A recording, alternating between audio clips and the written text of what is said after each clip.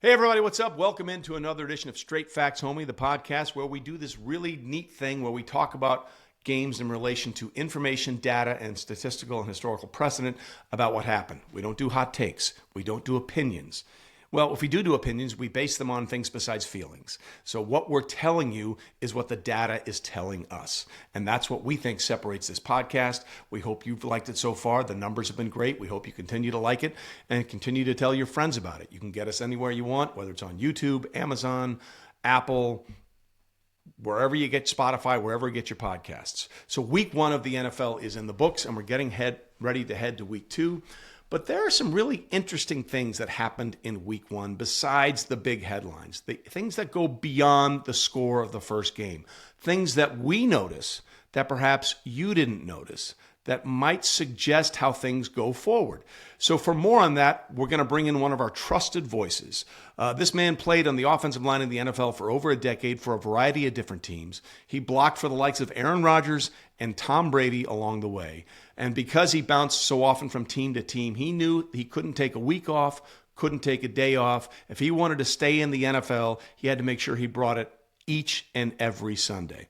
And so with that in mind, I'm delighted to introduce you to our trusted voice this week, longtime offensive lineman in the NFL and proud TCU alum, offensive lineman Marshall Newhouse.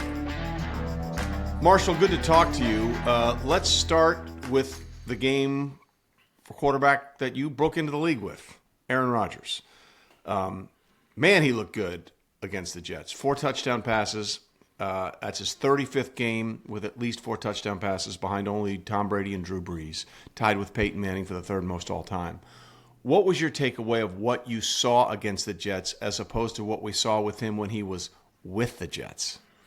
Yeah, it was very interesting to watch at the beginning. I was trying to see, Arthur Smith is known for having 2 tight end sets. And Aaron's usually just a 1 tight end guy or a 4 wide guy. And so just kind of seeing how they would kind of get him in rhythm and the pacing of their play calling. And so you saw some heavy runs at the beginning and then some heavy play action where he's kind of blindly ball faking. A couple times the protection held up. They got explosive gains, or at least there was an opportunity there. A couple times the protection broke down. If there is, you notice very quickly, if there was a little bit of a leakage up the field or kind of inside, he still has enough athleticism, but you can see that he's just not as the same mobile guy, and so his clock is a little sped up. And so as they kind of adjusted, you could see, all right, Arthur Smith's like, all right, we want to stay ahead of schedule preferably, and then we get our shots to DK. But, as the game went on, he's just like, Aaron, I think this is what you're good at. You're a Hall of Famer for a reason. And you saw them take a little more shots, do it in a quote-unquote Aaron style. But then they still had the goal line jet sweep to Jonnu Smith. That's not an Aaron type of play, but he gets a free little touchdown flip there. But that's very much kind of in line with their personnel. And so I really like the meshing and the balance. And listen, the Jets, I think, will continue to be a good defensive team. Aaron Glenn has that mindset. They're competitive on offense, which kind of kept the Steelers having to kind of catch up and keep pace from an offensive standpoint, which, by the way, this was supposed to be the lowest scoring game of the weekend, and it ended up going over pretty easily. But, Aaron, there's a couple passes there at the end that could have been picked, on that last drive. And so there's still some things to clean up. But I think the fire, his post-game speech, it is what it is, but the fire is still there. I think he feels the urgency of the moment. They have enough talent around him. This feels like a team that's going to contend in the AFC. So that's the biggest question for me. Obviously, he was highly motivated for this game, and you alluded to it in the press conference. I was happy to beat everyone associated with the Jets, which I was kind of like, oh, hold on a minute now. This organization bent over backwards for you over the last 2 years. What players do you want, Aaron? No problem. We'll get them, even though they didn't work out. Oh, no problem, Aaron, with you skipping mandatory minicamp because you want to go to Egypt. So I thought that was a little disingenuous on his part, okay? That organization in the previous regime basically did everything he wanted, and it didn't work out, but he was miffed when Aaron Glenn came in and said, we don't want you anymore. So clearly he had motivation and fire. Is that enough to keep this thing sustainable week in and week out for him? Listen, even without the Jets situation and the context that Aaron's bringing into that and the way he felt about that, again, when he signed, when we finally saw the pen to paper in Pittsburgh, this felt like a moment where Mike Tomlin, the Steelers organization, and Aaron Rodgers recognized we kind of need each other. We're all Mike Tomlin. For all the talk of him being a coach who hasn't finished below 500, there's still a little bit of a warmth in his seat. Aaron Rodgers, is this his last year of playing football ever? And so you have all these things merging together where this mutual necessity from each other. And so I think that fire is sustainable. And then, listen, this is to me also what kind of became clear was since Green Bay, Aaron Rodgers with the Jets has suffered from like the LeBronification a little bit where there was so much quote unquote control he was given over the people he brought in as far as players, the Nathaniel Hackett, pushing for him to call the plays. And those things obviously did not work. Now, injuries, and there's a lot of stuff that's uncontrollable, but the controllable things did not work. And so Aaron Rodgers is stepping into a situation where there's structure. The Steelers have a way of doing things. And I think that Aaron understands there was no other takers out there in the NFL. He's like, I am going to have to kind of do it their way and then bring my part to it. And I think ultimately that's going to be the best thing for him. At this point in his career, he's got a lot of input, he's got a lot of wisdom and winning, but he is not the one who's setting everything as far as the game call and everything as far as the opening script and all that stuff. He's definitely given Arthur Smith some of his preferences and stuff like that, but there's a little bit less on his plate as far as that's concerned. And even if he doesn't recognize it, that's ultimately, I think, going to be a better thing. Now, the Steelers defense, which we laud a lot, the TJ Watt re-signing was obviously a necessity. They got gashed a little bit. And so this talk of them being kind of, a top defense is not quite there yet. And so there might be some times where, hey, it's nice to have Aaron Rodgers on the other side of there who can go and make a play for you when you haven't had that since literally Ben Roethlisberger. And so, again, I think it's a mutually assured success or failure right now. And Aaron, getting a chance to kind of take a step, even if he didn't recognize it, taking a step back and being like, all right, this is the structure already in place. There's a way they do things already in place. I get to go just be my best self and do what Arthur Smith is kind of asking me to do. It all is gravy when it works, right? When you're winning, it's the salve. Yeah, it's the ultimate deodorant. You can put up with anything when you're winning. That guy could call your mother the worst name in the world. If you're winning, you're okay with it. We know how this goes. But what you just said to me is the most interesting thing about this dynamic, because the Steelers have a certain way of doing things. They have thrown that out the window this season. They basically said to Aaron, kind of like the Jets, hey, Aaron, baby, we love you. Take your time. We're not going to, you don't even have to tell us before the draft. I mean, they basically were like, take all the time you want. We are waiting in desperation for you. So that had to feel good for Aaron. But what you just said was interesting because you basically said going into this game, he sort of ceded control to the offensive coordinator, Arthur Smith. That's not something Aaron has done a lot of over his time, whether during his tenure after he became the established starter in Green Bay or absolutely in any way, shape, or form during his time with the New York Jets. He was the guy. He was the decider, whether people wanted to admit it or not. Whatever he wanted happened.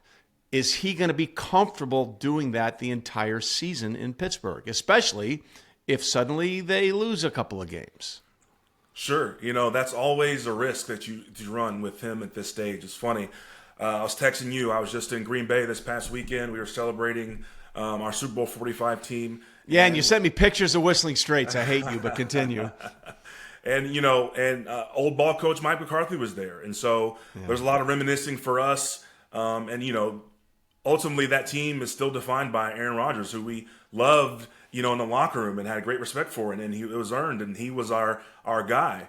But you talk about, control within between a all-time quarterback who at the time when I played there was ascending into the top of the league, and a head coach who's an offensive play caller or a play caller just in general. And there were, I was a young player, and so I was just kind of observing, staying in my lane, but there were obvious tensions between the calls that Mike wanted to make and the way that Mike wanted the game to go and the things that Aaron saw and Aaron preferred. And so, I was a little naive Marshall, just like, all right, let me just do my job and I won't get into the palace intrigue. But looking back now in my advanced age, it's, you and then comparing it to Aaron's situation now, it's very interesting, how much influence you thought people had. Because I'm running plays.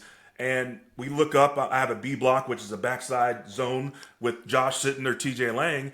And the next thing you know, Aaron's throwing a slant to Jordy. Was that part of the play call? I don't know. It worked for us quite a bit to the tune of a Super Bowl and then Packers for a lot of championships. So, can you argue with it? But behind the scenes, was there strife? Was there friction between the play caller and the quarterback? And as you alluded to, if things don't go well for Pittsburgh, is it going to start to devolve behind the scenes like that and potentially on the field? We've seen, Aaron have kind of outbursts, and other quarterbacks too have outbursts on the sideline when they don't like the way things are going on during the game. And so, again, winning covers all. When they get into some tense moments, especially in this division, listen, Cincinnati's going to have struggles, but those are always dogfights. Baltimore, dogfights. Cleveland, dogfights. And Aaron's used to that being in the NFC North before, but those games aren't always decided by the best play caller, the best this, the best that. It's like in the moment, who's gritting their teeth enough? Who's just going to be more physical? Who's going to hit you harder? And when those games are nip and tuck, is Aaron and Arthur and Mike Tomlin going to be on the same page? And I think the Pittsburgh, there was a sense of desperation because the gap between Aaron, even at 41, and their last guys is so wide, they kind of had to make that move. Without a lot of other options. But ultimately, does Mike Tomlin comfortable? He's a guy who's confident in himself. He's got the resume to prove it. Is he comfortable? Hey, Aaron, I need you to go win this for us, but despite what the situation is. Well, it's interesting. If you mentioned the division that they're in. All right, let's look at the Steelers' schedule here for a second. Obviously, that was a revenge game on the road. Here are their next few opponents. They're home for Seattle, which struggled in their debut at home against San Francisco. Then they're at New England. I love Mike Vrabel, but that team still has a lot of deficiencies. Sure. Then they've got Minnesota. Okay. And then they've got Cleveland. And as we saw in week one, as good as Cleveland can be, they will find ways to lose games. I mean, that's just where they are. So and that's after a bye week. So we could be looking at a team that might be 4-0 or 5-0 by the time they take on the Cincinnati Bengals. What are your expectations now for Pittsburgh in what we expect to be a very competitive AFC North? Well, listen, we're not going to get into the overreaction from 1 week of games, but,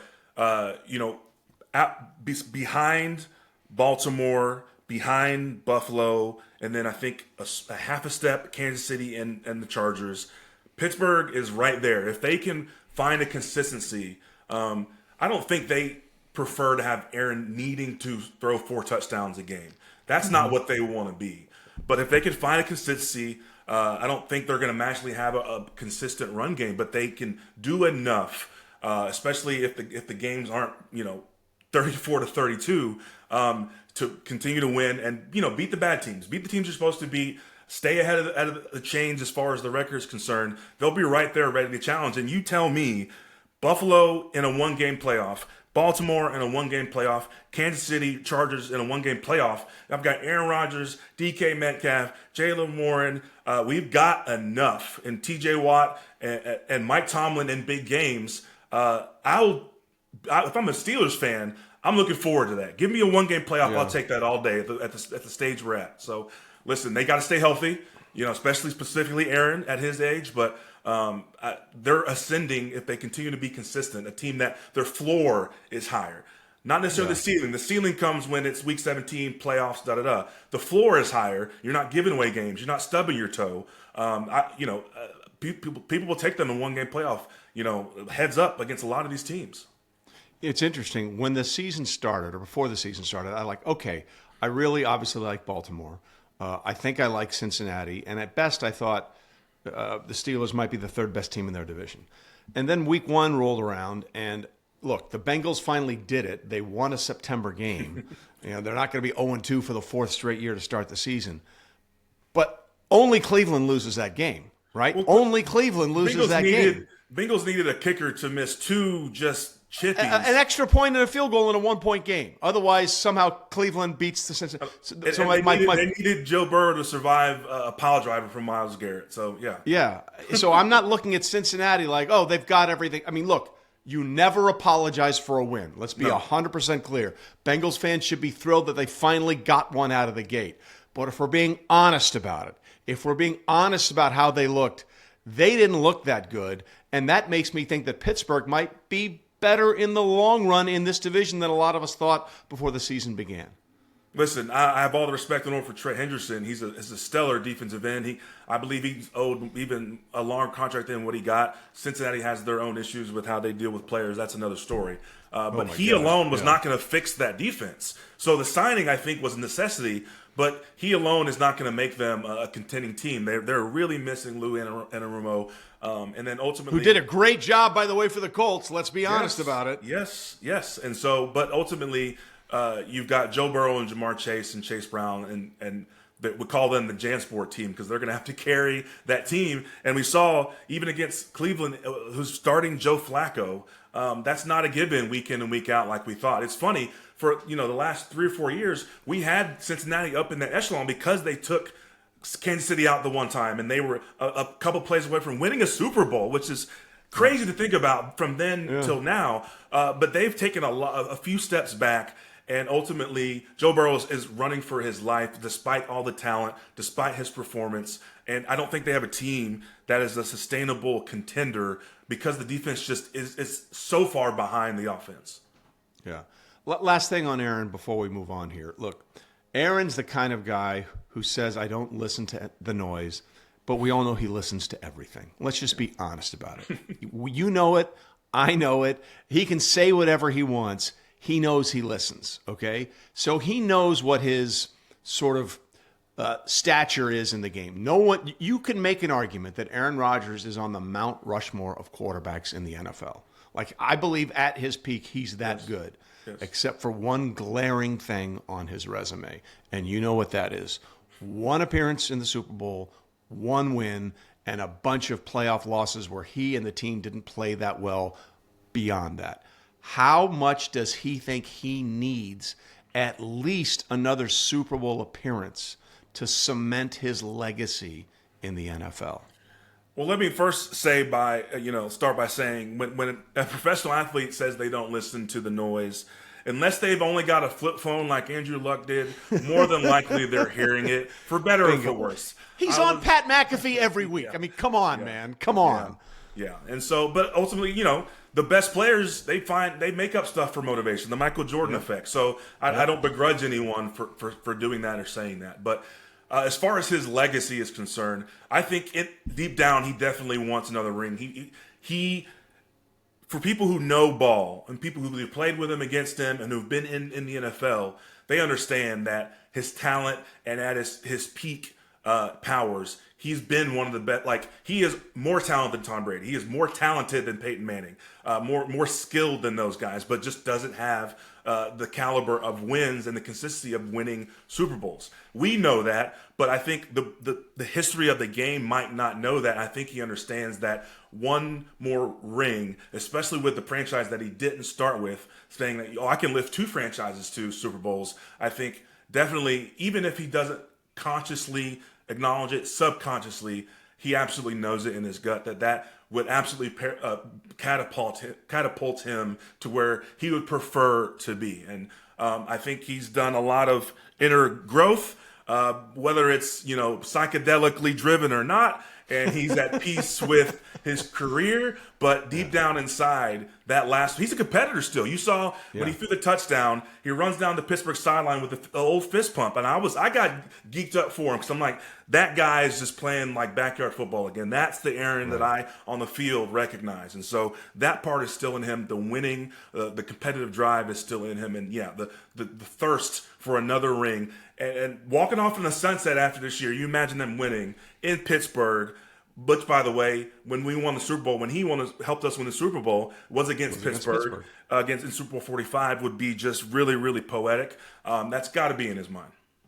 31-25, the final score in that game. And, oh, by the way, that was only the second time in the history of the NFL, there was a 31-25 game, both losses by the Steelers. I'm sure you knew that, but I just wanted to share that anyway. Okay, stump the Schwab here, right? I think it's safe to say his ability has not matched his achievements when it comes to the postseason. Yep. And we'll see if that is motivation to get him to where a lot of people didn't think he could take the Steelers this year. Speaking of the Steelers, you've been in this league. You were in this league a long time, played for a lot of different head coaches. I think that there are two very successful head coaches right now in the NFL that have to be wondering how important this season is for them. And one of them is Mike Tomlin. Look, if Mike Tomlin is fired tomorrow, he'll have a job within 24 hours. Sure. That's how good of a coach Mike Tomlin is.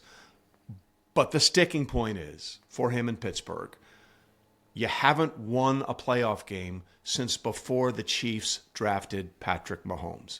Their last playoff win was after the 2016 season in January of 2017 against, of all teams, the Kansas City Chiefs. Since the Chiefs introduced the world to number 15, the Steelers have 0 playoff wins. How important is it in your mind for Mike Tomlin to win 1 or even 2 playoff games this year to keep his job? Listen, you talk to any player that's played for him or played against him, and just like the respect level for Mike Tomlin specifically is so high for that guy. And here's the ironic thing is that if he doesn't maintain that competitiveness where he hasn't gone below 500, and one Ever. year they just and in 1 year they go 3-13, and they get a top 5 pick, and they get a top quarterback prospect, and then they work their way back. Most likely they've won a playoff game. We're not talking about this in the same context, but since he is such a competitor and has the backing of a stable organization, they value winning above all else and consistency above all else. And the irony is, if they had just we're not talking tanking, but if they had just had a really down year and they gotten the problem is when you are winning like that, you don't pick in the top 10. You don't get the highest caliber potential quarterbacks, which we acknowledge is the most important position in this game, to pick from. And so you're hoping maybe a free agent is disgruntled, but this is not the NBA. It doesn't happen as much, even though it's happening a little more. And so you're left with Mason Rudolph. You're left with Kenny Pickett. You're left with Duck Hodges, Russell Wilson, the tatters of Russell Wilson, Landry Jones. So you go down the list, and so that is a future of his own making, but it's like a curse. It's a curse of I don't want to feel that feeling of being a losing team in the regular season. We're a tough-nosed city. We're a tough-nosed organization. We're going to try to win at all costs. But in this game, the value is in having a top 10, top 5 quarterback that you pick, that you cultivate, and that ends up working out because we know that's kind of a dart throw in itself as far as talent evaluation. Right. But you get him cheap on a 4-year deal with a 5th-year option. They haven't had that. Since Ben Roethlisberger left, we go down the list. They haven't had a signal caller. So the point I'm trying to make is it is really funny and ironic that he's in this position because the seat is warm now. We can talk about the success, the accomplishment of the record that he's had, but not winning a playoff game. Because you don't have a stud signal caller to kind of carry you over the edge, it ultimately is how you're going to be defined. That record, his overall record will be, when he gets inducted to the Hall of Fame, will go beside his name and we'll give him all the respect that he deserves. But in this moment, competing with Josh Allen and Patrick Mahomes and Lamar Jackson and the like, to me is more important because they've got such a winning culture that's kind of held him back just from a positioning and a talent acquisition phase. The reason I bring this up is because Bill Cowher himself, who was, once the head coach of the Steelers, who, by the way, brought 2 different quarterbacks to the Super Bowl, Neil O'Donnell and Ben Roethlisberger, he famously said, I don't think any coach should be around after 10 years because the message, no matter how good the message is, and no matter how good you are at doing it, it tends to wear out and people get tired of hearing it. And the reason I phrase this way with the Steelers is you need to understand how unusual it is for the Steelers to change coaches. And this is my favorite football, non-football stat of all time. Yeah. Since 1970, we've had 3 Steelers head coaches: Chuck Noll, Bill Cowher, and Mike Tomlin. Over that same time frame, we've had 5 popes. Okay? Popes can hold on to that job until they're dead, if they want to, okay? Until their mortal coil goes. And the Steelers are less likely to make a change at head coach than you are to get a new pope inducted at Vatican City. So with all that said in mind, you said the seat is warm for Mike Tomlin. Knowing the historical resistance to change in Pittsburgh, what do you think it would really take for them to? Because again, Mike Tomlin will get a job within 48 hours of if he and Pittsburgh decide to part ways. What would it take for them to say it's time for a new pope in Pittsburgh? I think if they don't win the division and Baltimore makes a run in the Super Bowl, having a division opponent who has now just surpassed you in their longevity. We'll talk about Harbaugh in a second, but yes, I think that would sting a lot. But I get the paradox here is, in the NFL, well, there is so much turnover, there is so much churn that you'd rather you're known, and the known has been Mike Tomlin. And so you go into the wilderness, unless you've got a coordinator who's just this wonderkind that no one has heard of, that you are so ready for, that you've brought him up from a tadpole. Getting rid of Mike Tomlin, as you said, he might go to the Cleveland Browns the next year and start to kick your head in. And so I get the temptation of not wanting to let that go for what you know in-house. But even the Steelers, they have got to be really, really just anxious at this point. Again, the ownership has a winning mindset. They're entrenched in kind of their old ways. And then you talked about the only 3 head coaches. It would feel like, we talk about the white smoke when they pick a new pope. Imagining them doing a coaching search for the Pittsburgh Steelers is kind of something that is just hard to fathom at this point. But listen, I think Mike Tomlin, the Ravens have to win the division, beat the Steelers twice, and then go to the Super Bowl. And the Steelers have to really shoot themselves in the foot for the organization to ultimately make a change. It's going to take a lot, because the floor, again, we're talking about the floor in a league where getting into the dance, anything can happen. That would be the onus for them to try to make a move. But even then, it would be so rare for that organization to do it. It would be hard to see. It's interesting because a lot of what you're saying is it's predicated on what the Ravens do. Yeah. And we need to talk about the Ravens, because I think if you look at anybody in the NFL over the last 3 or 4 years, I think a lot of people would say, the Ravens have probably had the best roster, top to bottom, over anybody over that time frame. And it's been a long time since they've gotten to the promised land. Super Bowl 47, the Harbaugh, where John and the Ravens took down Jim and the 49ers, 34-31 in New Orleans. And that game on Sunday night, when they were up 40-25 in the fourth quarter, and they ended up losing 41-40. That was the 17th time under John Harbaugh that the Ravens had blown a double-digit second-half lead. That's the most by any head coach going back to at least 1991.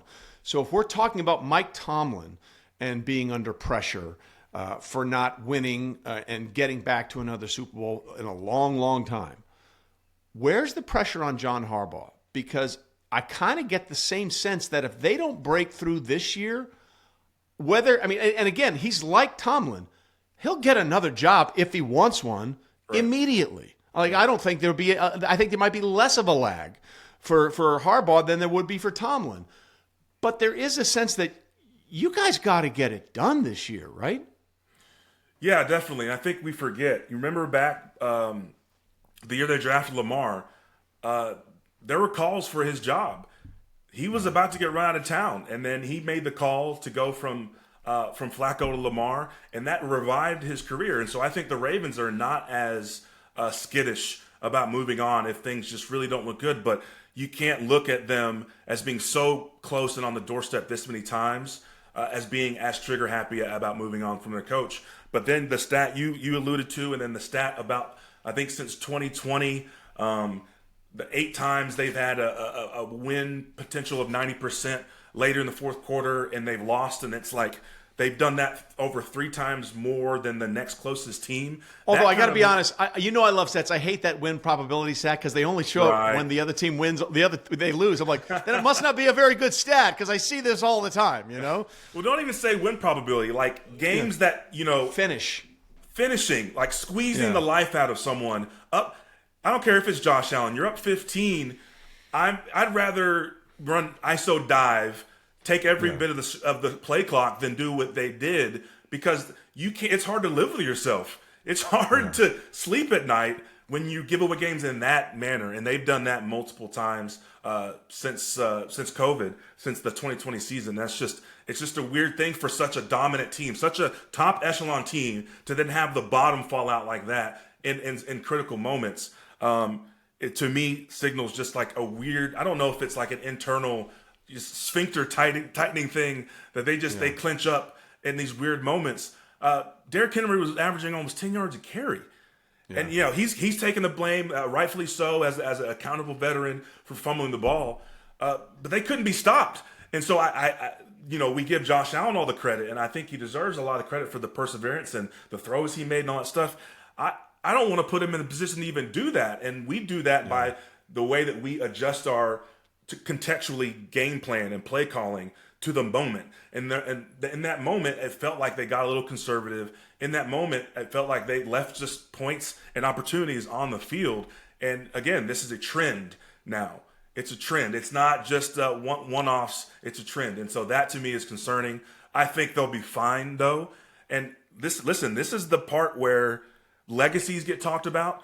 The guys who've gone against Mahomes, it's like the going against Jordan in his prime. It's like if you get to these moments and you don't capitalize, history just thinks of it in such a different light, and if you don't break through. And that goes for Josh versus Lamar, Josh versus Pat, Lamar versus Pat, and Lamar versus Josh. These guys are just butting heads, and then ultimately the history books will be told by the winners, by the victors. Unfortunately for the Ravens, they've been on the cusp. They've been on the doorstep more times than not, and they have not gotten it done. So to me, the heat is hotter because the organization has been more willing, I would like to believe, than Pittsburgh to move on. And they have gotten closer to the doorstep than the Steelers have.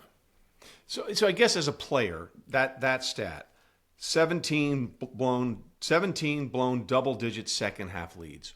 As a player, what does that say to you about what this team is in critical situations? Because you know as well as anybody, you can have all the numbers you want up and down the field. It's how you manage situational football. Down by 2, up by 3 or 4, trying to run out the clock with 2 minutes to go. Like seeing that number from Harbaugh, whom we all agree is a fantastic head coach. Why do you think that's been a thing for him? Well, listen, ultimately Harbaugh isn't on the field. And so part of it, yes, is prep and the way that they go about situational football. I mean, Bill Belichick, despite his recent, change into college, and that's a whole other story. As a TCU alum, I don't think you're too upset about how that game went. I felt like I had to bring it up. We won't belabor the point. But when I played there in 2019, the whole crux of the program was situational football. And they didn't blow a whole lot of leads because in every facet, we are trying to arbitrage these moments where we are just not giving the game away. You can't win until you prevent yourself from losing, is what he would say. And that comes in the form of, when I'm up 15, my play calling has to change completely. Not to conservatism, but to being efficient and holding onto the ball and taking advantage of opportunities. Are we going deep? Not unless they really give it to us. Are we doing things that were complicated? We're going to run our offense, but we are going to manage all of these small little moments. We are going to reduce our margin for error to as little as possible because the game's won. Like, yes, the game's not over till the clock strikes 000, but the game's won if you do your job, if you take care of the ball. Lamar's had problems with fumbles when they've been up, with interceptions when they've been up. This is now Derrick Henry, who's not known for fumbling, and I don't believe it's a problem for him. Now fumbled when they were up. I've seen offensive line breakdowns when they were up. And so ultimately, does the team rally and understand, hey, we've we're 95% of the way there. Let's finish the damn job. And finishing is an attitude. It's a strategy, and it's talked about and prepped and planned before. And again, New England, I think, is one of the best at it, where they both capitalize on teams who didn't know how to finish, and they ultimately knew how to finish and squeeze everything out of the ball until the game was truly over. Yeah, and just we looked at the Steelers' schedule, looking at the Ravens' schedule. They lose week 1 at Buffalo, home for Cleveland. Then they've got Detroit, and I get it. Detroit didn't look good, but there were a lot of reasons that might have been a really bad game for the Lions. They won the last 3 games up at Lambeau Field. Micah Parsons, everything. Everything sort of went against them. They're missing an interior center and guard. Yeah, and then they got to go to Kansas City. Then they got to play the Texans and the Rams in back-to-back weeks. That's a tough stretch for the Ravens to start the season with. I'm not worried about the Ravens. I'm really not. Okay. Not in the regular season. Listen. It's funny, people were, they're applauding Buffalo. The Ravens just ran it at will up until they didn't. So I don't know who else is going to stop that. I don't know who else is going to have a better time trying to stop that. It's a world-beating offense, and I think still very good defense. And so, again, not overreacting. We're talking about long-term. We're talking about championship pedigree stuff. The regular season, I'm not worried about them at all. They're going to continue to do what they do. They're not going to try to over-course correct. And then Derrick Henry, unless he gets hurt, Lamar Jackson, unless he gets hurt, they're still going to be this dynamic duo. I mean, some of the play calls, some of the execution was just impeccable against Buffalo. Buffalo their defense didn't look like a top unit that they struggled in the recent past, but Baltimore did whatever they wanted to do until they just did some really inopportune things. Well, to that point, I thought what Cam Newton said recently was very true. The only team that can beat the Ravens is the Ravens. And we saw that in the AFC Championship game a couple of years ago where they went at home against Kansas City. When they went for the way their bread and butter running, they started throwing it all over the field. Like you said, they did whatever they wanted to until those clutch situations where they made some mistakes. I really feel over the last couple of seasons that you can apply that to 2 teams, the Ravens and the Chiefs. The only teams that can really beat them are themselves. And, people are going to say, why are you saying that about the Chiefs after what happened to the Chargers? Well, I mean, they missed an extra point. They had to chase the 2. They lose Xavier Worth. There's all these kind of things. I give Herbert all the credit in the world. But at the end of the day, if the Chiefs are clean and the Ravens are clean, they're the 2 toughest teams. And Philadelphia, those are the 3 toughest teams in the NFL. Chiefs, to me, they're losing some of that luster. And Xavier Worthy getting hurt on a mesh route gets from his friendly fire is a tough look. Dislocated shoulder. We'll see how he comes back from that. But let's talk about just how the offense looks post Tyreek Hill. That's to me the story, because they cannot take the top off of the defense. And we've talked about last year. You and I did a show together where I still had ultimate confidence in them because they figure things out. They adapt. That is still their DNA. That's still their MO. But ultimately, 5-yard spot routes up and down the field, Pat running for his life, doing levitational throws to convert third downs. It looks great. I don't know how they're going to do that again for 17 games. They've got to get Rashee Rice back.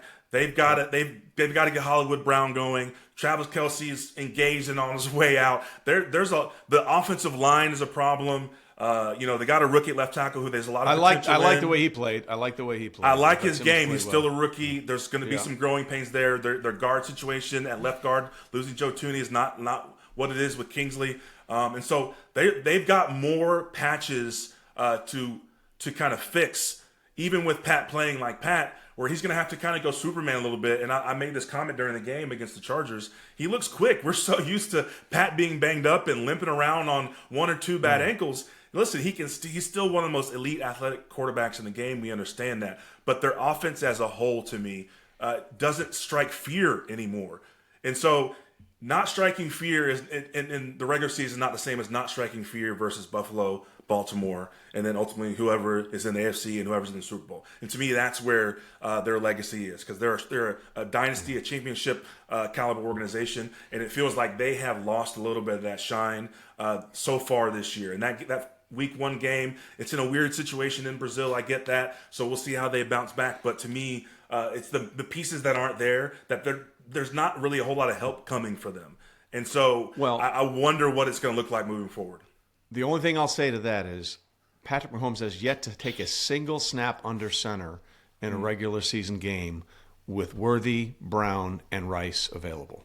That still hasn't happened. Now, if you get all those three guys on the field, I think we'll look at the Chiefs very differently. Fair. Yeah. Fair is also the best way to describe your analysis, my friend. Always a pleasure to catch up with you. And give me that stupid TCU cheer one more time. Rip Rah Zamzu. How does it go? it's Riff Ram, man. Don't just sit here and insult. Come on, give it to me. I'm not going to give it to you, but I will give you something. I'm so glad that Josh Hoover, shout out, TCU's quarterback, is getting the credit due. He's got a lot of ball to play this season, but man, he was dealing against North Carolina. I expect TCU to compete in the Big 12. I expect him to put up monster numbers. I expect the Frogs to compete for the Big 12 championship. It's just fun having a signal caller like that you can rely on. That's, I think, top 5 in the country. And so you can find me. I will be, after, I believe, starting at the Arizona State game in Tempe, I will be calling alongside my partner, Brian Estridge, TCU games on radio. So that's where I'll be on Saturdays this season. And so I'm excited for the Frogs. Awesome, man. Great to catch up with you, Marshall. Thanks. Appreciate it, Trey. Thank you. All right, thanks to Marshall Newhouse for joining us, and thank you for watching. If you like what you saw, please tell your friends, and also link and subscribe and let everybody know. If you want to get information that has nothing to do with hot takes and people yelling at you or arguing with you, this is the place to go. So once again, thanks for watching this episode of Straight Facts Homie. We'll see you again real soon on the next episode.